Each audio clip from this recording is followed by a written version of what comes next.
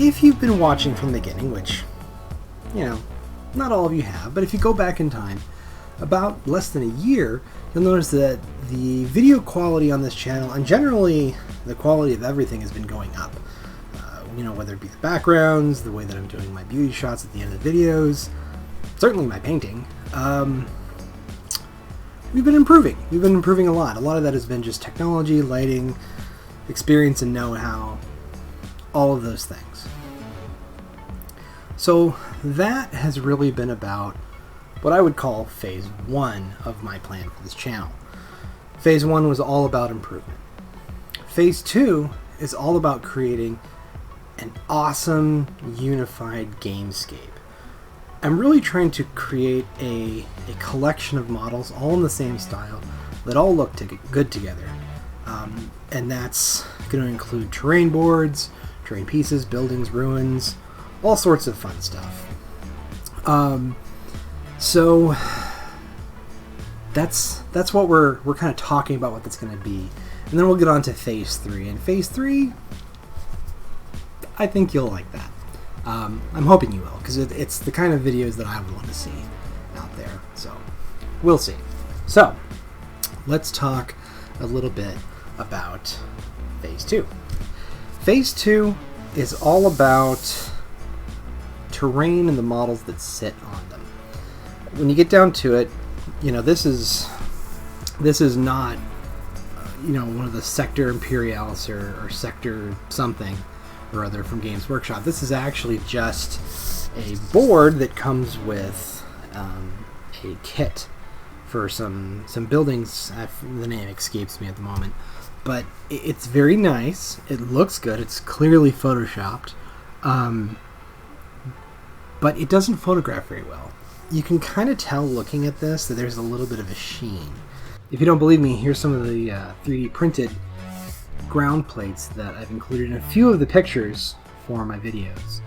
And if you'll notice, this does not essentially bounce light. You don't get that same sheen on this as you do this. It photographs a lot better. Things look better when they're sitting on top of it. It's just an overall better experience. So in the next video, we're going to be building our own kill team size board with an eye towards creating 3 more to match that will all fit together into one minimum sized 9th edition game playing table. I've been working on a few of these. You'll notice that these are direct copies of these. I did find these online. I didn't produce these myself. I'm trying to avoid producing anything that has Games Workshop logos per se.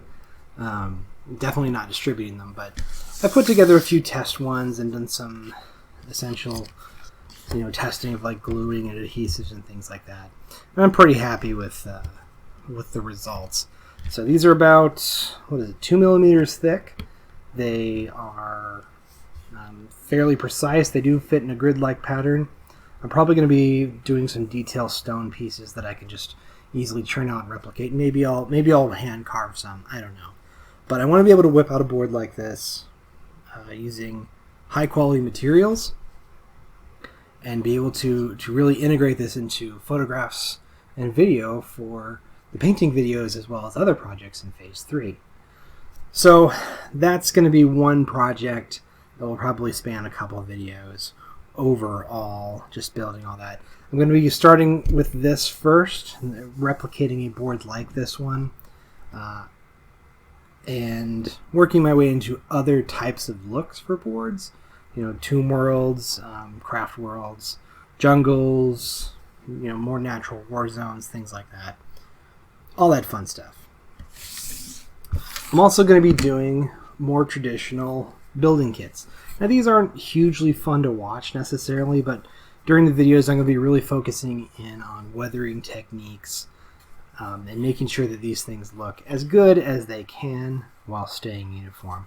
I'm going to try and shake things up style-wise. I'm going to be doing a lot more texture paint, a lot more grit, but we'll be unifying everything together under one set of terrain pieces. After that, I'm going to start working on finishing up some of the terrain that I have, like the scatter terrain that I have already built, this looks, is what this is. I found these plastic crater kits. You've probably seen them around before. I had filled them with some hydrocal, which is like a plaster of Paris, and just covered the top with a thin layer of glue just for durability. Added some texture paint. One thing I got as feedback from a friend was that these were a little too big and chunky, so I'm going to end up cutting these down and beveling them so that the edge is a bit less large and takes up so much space. I will probably also be repainting these to kind of fit with the current tone. These are several years old. I think 5 years old. It's how long this project has been sitting there, but we'll see. So that's another thing that we're going to be working on. Now lastly, and I think the most fun, is I'm going to be using some of these Target bought what are essentially EVA foam tiles to create interesting scenery pieces that I'll be using these as bases for possibly some construction material. But I'm going to try and hit a good balance between making it fit with all the other terrain out there. It's going to be some 3D printed, some crafting by hand, but it should all look extremely nice.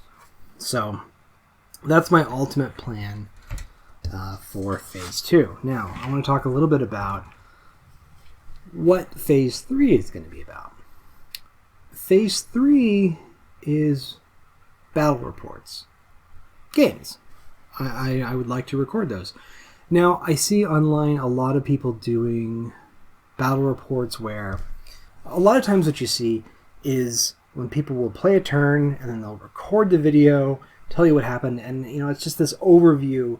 It's high up from the tabletop view, and that's all well and good, but I don't find that particularly engaging.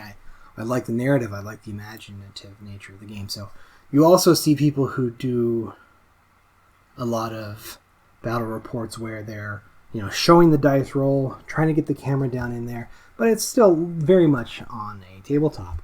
And you've got mismatched terrain, kind of a smorgasbord of stuff. I want to do something a little different. I want to do more cinematic battle reports. Less about the rules exactly, and more about who targeted who shot at who, what abilities and what magic bolts did they cast, what were the effects, and using photography and video as a way to showcase the story or the narrative of the game. And that's really where I'm aiming with this channel. And that was something that I decided I wanted to try and do about a year ago. And I started Synthetic Black with that aim. So, if you've watched my last several videos, you've seen those pans across the finished models. Those have been done relatively crudely. I've just been moving the camera across the screen, but that's what I'm talking about. Good lighting, interesting effects, really immersive, tells a story.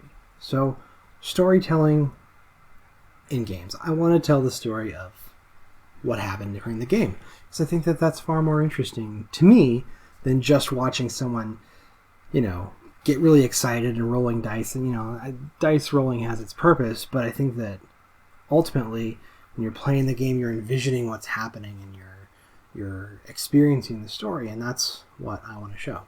So this is just an update video about what I'm planning. I am still going to be working on the actual miniatures themselves.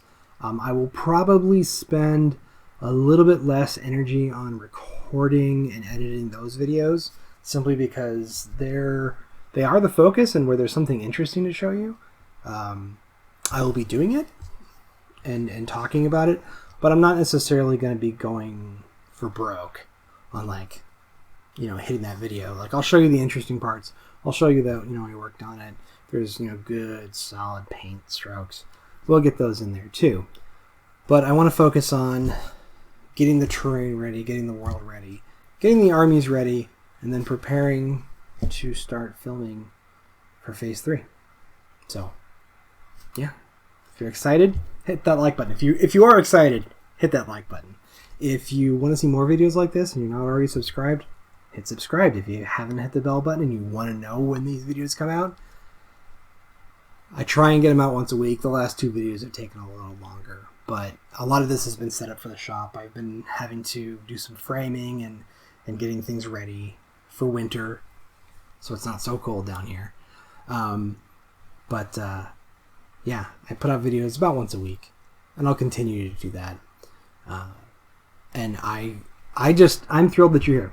We've got 100 subscribers coming up. I think we're at 96 subscribers right now, so I think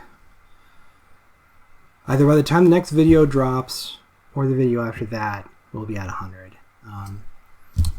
I've heard people talking about doing some Dark Eldar, so I'm probably going to do some Dark Eldar by request for that 100 subscriber video, unless I hear something overwhelming from the people who comment on my videos. But yeah, I'm Tickled Pink. I hope that you are as excited as I am, and we'll catch you in the next video. Take care.